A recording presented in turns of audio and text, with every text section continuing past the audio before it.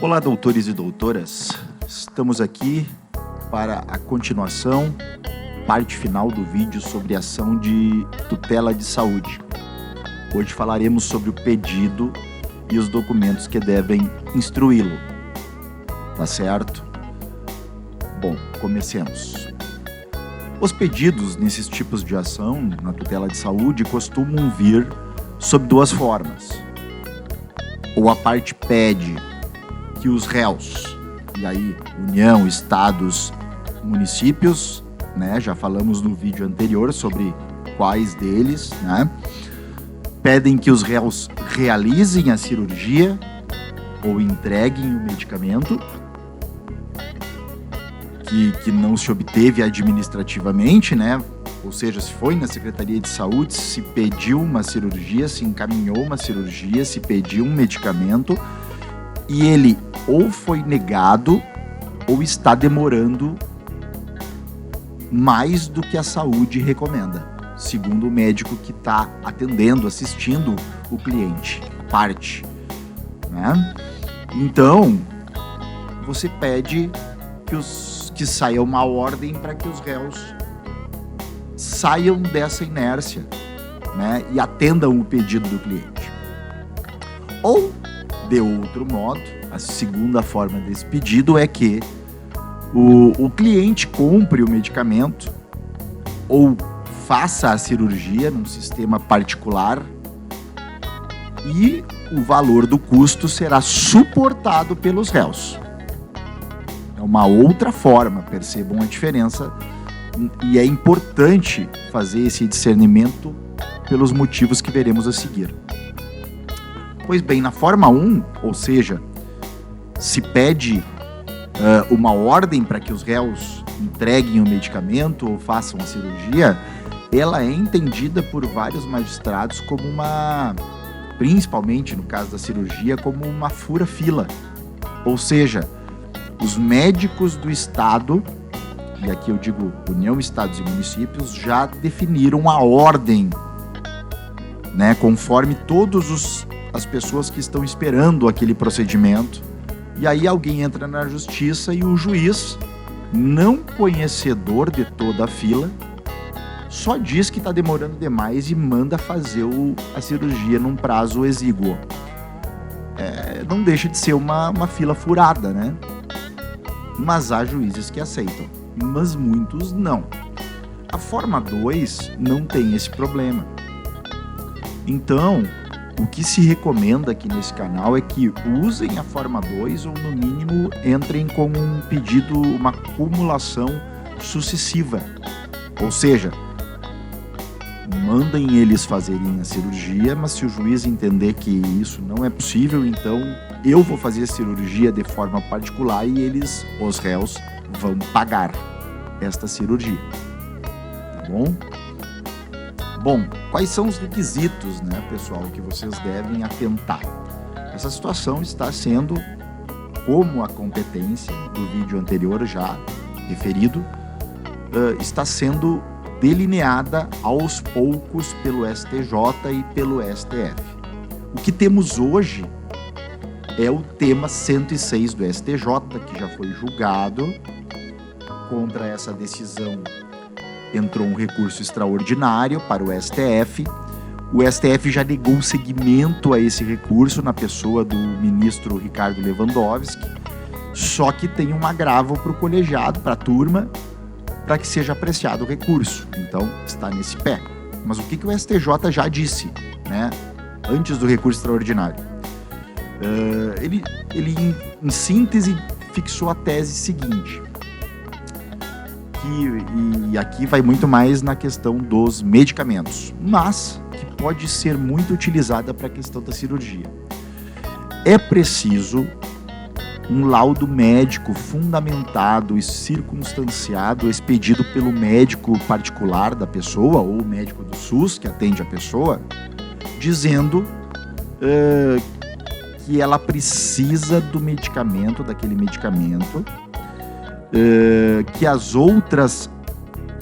alternativas previstas no SUS não são suficientes para para aquele paciente, ou que não existem alternativas no SUS para aquele paciente, é bom ficar bem registrado isso, tá, pessoal? Se o médico entender, se tem 3 medicamentos do SUS, já lá nos protocolos do SUS, que são dispensados para aquele tipo de doença, é bom que o médico diga, olha, esses 3 aqui não são indicados para essa pessoa, por isso e por isso. Por isso estou recomendando esse 4º que não está previsto no SUS. Tá certo? Isso é bem importante para dar substância para a petição de vocês e para as provas. Tá? Então, vale o mesmo para a cirurgia, dizendo, olha, ele está na fila, porém não pode esperar. Por isso e por isso. Né? Quanto mais fundamentos houverem nesses laudos médicos, tanto melhor. Né? E atentem para a legibilidade do documento. Né? Alguns médicos acham por bem escrever documentos ilegíveis, né? A gente entende que é uma tradição, sei lá, mas isso causa uma enorme dificuldade para as pessoas, seja para o paciente e seja para os operadores jurídicos depois entenderem, compreenderem o que é dito ali naquele documento, tá? Então, isso sobre o laudo médico. A incapacidade financeira de arcar com o custo do tratamento, né? Isso está fixado nesse tema, é uma coisa que às vezes causava uma certa confusão. Poxa, será que quem tem condições não pode pedir? Saíram sim muitas procedências de quem tinha condições de arcar com o tratamento, né? Então, juntem comprovantes de renda. Tem muitos juízes que entendem que é a renda do grupo familiar, ou seja, não só daquela pessoa que está pedindo o medicamento, mas do marido, dos filhos, eventualmente, que moram junto, né? Então, se você quiser ser cauteloso, né? Não quer correr o risco de tomar uma emenda, juntem os comprovantes de rendas de todo o grupo familiar que mora no mesmo domicílio da parte autora. Tá? Então seria o requisito 3. E o requisito, o 2, né? Desculpem, perdão. O requisito 3 seria um registro na Anvisa. Tá? O medicamento tem que ser registrado na Anvisa. Notem que é diferente ser registrado na Anvisa e ser entregue pelo SUS. Há uma certa confusão também nesse requisito. Uma coisa é estar registrado na Anvisa, a outra é estar no protocolo do SUS. Todos que estão no protocolo do SUS estão registrados na Anvisa. Só que o contrário não é verdade, ou seja, há muitos medicamentos que estão na Anvisa e não estão no SUS. Tá? Então, o requisito aqui é Anvisa. Pessoal, excepcional, se vocês forem para a jurisprudência STJ, vocês vão achar exceções, situações muito especiais em que se autoriza, inclusive, o medicamento que não está na Anvisa, ou seja, relativizando esse terceiro requisito, tá certo? Bom, pessoal, documentos que devem estar junto da petição inicial, tá? Por óbvio, a negativa administrativa ou a cópia do pedido que ainda não foi negado, mas que está demorando para ser atendido. E aí vocês vão ter um protocolo com data, algo assim, né? O laudo médico dizendo da necessidade, fundamentado, já falamos sobre ele, mas é imprescindível, né? Reafirmam a questão da legibilidade, atentem para isso. E o mais fundamentado possível esse laudo, tá? Comprovantes de renda do grupo familiar, já falamos. Orçamentos, tá? E aqui, principalmente para quem fizer aquele pedido na forma 2, seja como pedido principal, seja numa acumulação subsidiária. Porque a acumulação subsidiária, aquele pedido na forma 2, ele diz o seguinte: a parte é que vai comprar o medicamento ou ela que vai pagar a cirurgia e os réus vão ressarci-la. Então, é preciso orçamentos nesse caso, tá? Há quem diga que em todos os casos para definir o valor da causa, tá? E aqui uma dica que vocês vão encontrar em poucos lugares.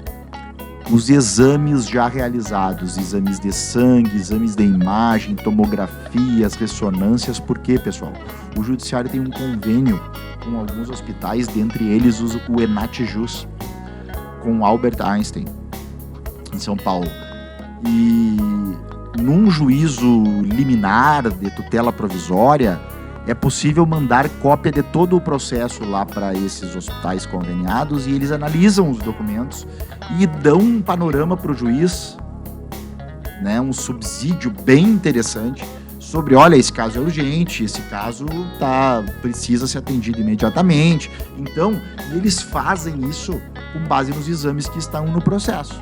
Por exemplo, medicamentos para câncer, né, geralmente é imprescindível que haja uma biópsia. Geralmente, dependendo, do caso concreto, né? Mas um exame de imagem que denote tamanho, local do tumor. Então, atentem para esse fato, tá? Senão, há quem determine emenda, não havendo esses documentos. E para finalizar, cuidado com a consequência dos orçamentos, que é o valor da causa. Se o pedido, a cirurgia ficar aquém da alçada do juizado, será processado pelo juizado especial, seja o federal, seja o estadual, a depender de estar ou não a União no polo passivo. Já vimos no vídeo anterior que é a parte que decide isso, no mais das vezes, né? E também, dependendo do valor da causa, cada justiça tem uma alçada, na federal é 60 salários mínimos, na estadual creio que são 40 a conferir, tá?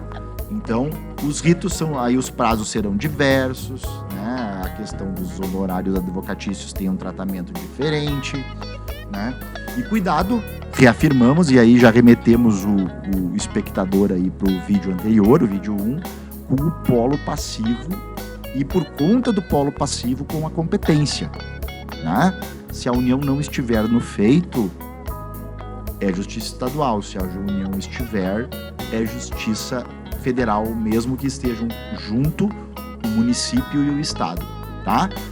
E pessoal, assim, ó, procurem fazer uma análise bem criteriosa se é necessário os três estarem no polo passivo, por conta que são 3 advogados contestando, são 3 advogados pedindo prazo, são 3 advogados peticionando dos réus, né?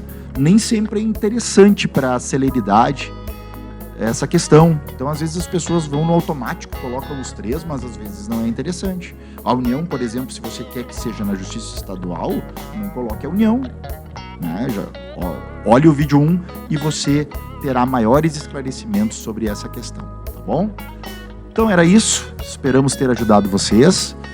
Fica aqui o pedido para que vocês se engajem com nossas redes sociais para que continuemos a produzir esse documento gratuito, de forma a aproximar advogados, judiciário, partes, tornando o processo mais célere e efetivo, tá bom? Um forte abraço a todos.